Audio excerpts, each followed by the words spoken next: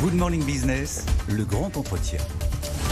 Et à 8h20, notre invité, il est serein. Pascal de Izagirre, PDG de Corsair. Bonjour. Bonjour. À votre place, je ne serai pas complètement parce qu'il y a quand même une enquête approfondie de la Commission européenne qui regarde effectivement votre plan de soutien qui est en cours de révision avec potentiellement l'abandon de créances de la part de l'État et des aides fiscales.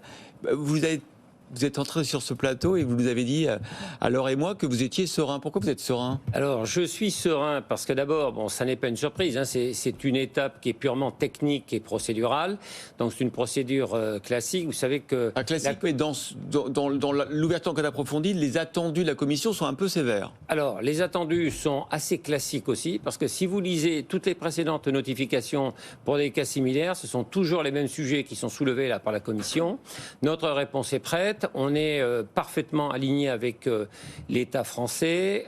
On explique évidemment par tous les événements totalement imprévisibles le fait que le business plan de 2020 qui était bâti sur les hypothèses réalistes n'ait pas été tenu. La guerre en Ukraine, la hausse du fioul, les problèmes sociaux aux Antilles. On a fait tous les efforts de restructuration nécessaires, une diminution très forte de la masse salariale. On a modernisé la flotte. Et donc, si vous voulez, l'État français reconnaît, que la compagnie est totalement viable et qu'elle est saine, reconnaît les efforts de restructuration et toute la trajectoire de redressement. Donc, notre réponse est prête, vous vous en doutez. Donc, nous attendons que nous puissions justement adresser tous nos éléments de réponse à l'ensemble des interrogations qui sont soulevées par la Commission. Alors, vous avez hâte évidemment de répondre directement à la Commission européenne. Absolument. Pendant ce temps-là, les autres peuvent répondre. La concurrence peut dire ce qu'elle pense de votre plan de restructuration et notamment sur la question de l'effacement de la dette de l'État. Vos concurrents trouvent que c'est de la concurrence déloyale. Là-dessus, vous répondez quoi ? Alors d'abord, je réponds qu'en 2020, nous n'avons eu aucun abandon de dette. Nous avons bénéficié d'un prêt de l'État qui était l'équivalent d'un PGE dont tous nos concurrents ont bénéficié. Bon.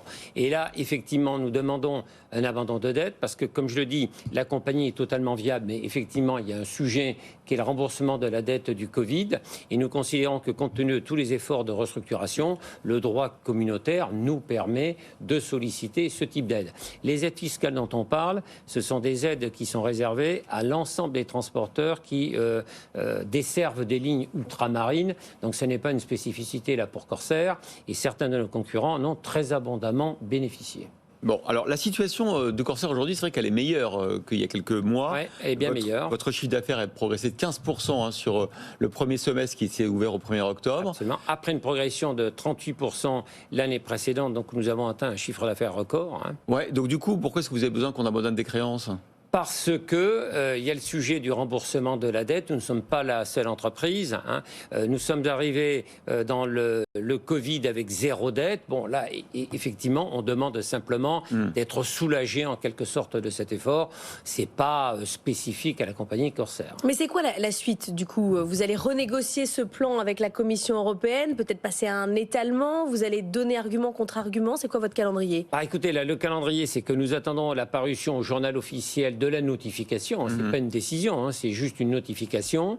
À partir de là, nous aurons 30 jours, nos concurrents donc également, pour communiquer nos éléments de réponse. Et ensuite, il y aura une partie de dialogue itératif avec la Commission. Voilà. Mais elle peut vous dire le plan ne passe pas, il faut en refaire un. Écoutez, là, je veux dire, là, nous sommes confiants et l'État français, donc également. Comme je vous l'ai dit, on est parfaitement aligné avec l'État français, qui trouve que la compagnie va redevenir la profitable cette année. Elle a fait tous les efforts de restructuration et que la déviation est due à des éléments exogènes. Bon, donc à partir de ce moment-là, ça nous donne une certaine sérénité, pour ne pas dire une sérénité certaine, donc là, par rapport aux résultats de cette enquête. On va parler d'une forme de pivot aussi chez vous, le développement vers l'Afrique, avec notamment l'entrée d'un nouvel actionnaire à la République du Congo qui va détenir quand même 40% de votre capital, l'ouverture donc de lignes africaines. Pourquoi ? Parce qu'en fait, il faut compenser l'activité notamment outre-mer, les Antilles qui, vous l'avez rappelé, parfois est compliqué avec des mouvements de grève. Alors, je veux dire, là, pas tout à fait, parce que d'abord, aujourd'hui, l'Afrique ne représente que 20% de notre chiffre d'affaires, 80%, ce sont les lignes ultramarines, et que nous avons renforcé depuis la période pré-Covid, puisque grâce à l'augmentation du nombre d'avions, on est en vol quotidien, voire 2 vols par jour, sur Pointe-à-Pitre, Fort-de-France, et sur Saint-Denis. Donc ça, c'est le premier sujet. Mais j'ai toujours dit que je souhaitais développer un pilier africain. Ça fait plusieurs années, vous savez, nous nous opérons la ligne Paris-Abidjan depuis une douzaine d'années. Aujourd'hui, on l'opère en vol quotidien. Donc ce sont des lignes qui sont extrêmement Brazzaville rentables. bientôt, du coup Brazzaville bientôt, que nous préparons pour la fin de l'année 2024. Et je trouve que c'est très pertinent d'avoir 3 piliers, dont un pilier africain qui représenterait à terme à peu près le tiers de l'activité du chiffre d'affaires de Corsair. Dans quel état est votre flotte aujourd'hui? C'est composé d'avions qui ont été rachetés, de nouveaux appareils ou pas? Absolument. Alors justement, là, on a progressé à marche forcée, puisque nous avons reçu en mars 2024 notre 6e Airbus A330 Neo de dernière génération. Nous allons recevoir le 7e au début du mois de mai, le 8e fin août et le 9e en novembre. Et donc, à cette date, nous aurons 100% de la flotte qui sera composée d'avions de dernière génération, alors qu'au niveau mondial, c'est même pas 25%. Nous aurons une flotte bien plus moderne que n'importe laquelle de nos concurrents. Donc, en un peu plus de 3 ans, nous aurons parachevé la modernisation de la flotte, que, je le souligne, nous aurons entièrement autofinancé. On n'avait besoin de personne.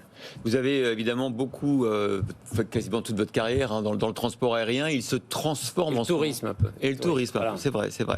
Le transport aérien qui se transforme, on parlait des nouveaux avions, la décarbonation. Est-ce que ça va assez vite? On a quand même l'impression, là on parle beaucoup ce matin de transition énergétique. Est-ce que ça va assez vite? On a des avions qui consomment un peu moins, on a peut-être demain des carburants de synthèse, mais globalement on n'a pas encore des nouveaux moteurs, on n'a pas de nouvelles sources d'énergie pour les avions. Alors, il existe une feuille de route pour la décarbonation de l'aérien. N'oublions pas que l'étape, c'est 2050, le zéro net émission. Ouais. Bon. Ensuite, on a identifié l'ensemble des leviers. En matière de modernisation, je trouve que les compagnies françaises font énormément d'efforts, toutes d'ailleurs. Elles font des efforts de modernisation, de renouvellement de leur flotte. Bon, ensuite, on est tributaire des constructeurs aéronautiques. C'est certain que les grandes innovations disruptives comme l'avion électrique, ne pourra s'appliquer qu'aux petits avions de l'aviation générale, les plus petits avions de l'aviation d'affaires. L'avion à hydrogène, c'est pour une perspective le plus lointaine. Donc vous le savez, là pour nous, dans le secteur aérien, le premier levier, ce sont les carburants durables. Et là, effectivement, ça ne va pas suffisamment vite, c'est-à-dire dans l'établissement d'une filière française et européenne. Aujourd'hui, l'approvisionnement n'est pas à la hauteur des besoins et le prix non plus, et vous le savez, est 4 à 8 fois plus élevé que le fuel, le combustible fossile que nous utilisons actuellement. Ce qui veut dire que sur les objectifs, on n'y arrivera pas. Alors, il ne faut pas dire on n'y arrivera pas. On a des quotas d'incorporation croissants. En 2025, c'est 2% de carburant durable, il n'y aura pas de problème. 6% en 2030, on devrait pouvoir y arriver. En revanche, on a un saut, c'est 20% en 2035. Et donc, c'est pour ça qu'on fait pression sur l'État français, mais aussi sur les grands énergéticiens, parce que ce sont eux qui doivent évidemment être au sourcing, en quelque sorte, de ces carburants durables. Il n'y a pas assez de carburant disponible, ce qui fait que vous savez que certains groupes vont s'approvisionner aux États-Unis, où en revanche, il y a une politique extrêmement dynamique d'incitation fiscale pour créer une véritable filière de carburant durable. Merci beaucoup Pascal de Izaguirre, PDG de Corsair, d'avoir répondu à nos questions. On vous souhaite bon courage devant la Commission européenne lorsque vous allez... On n'en manque pas. Vous allez devoir défendre votre cas.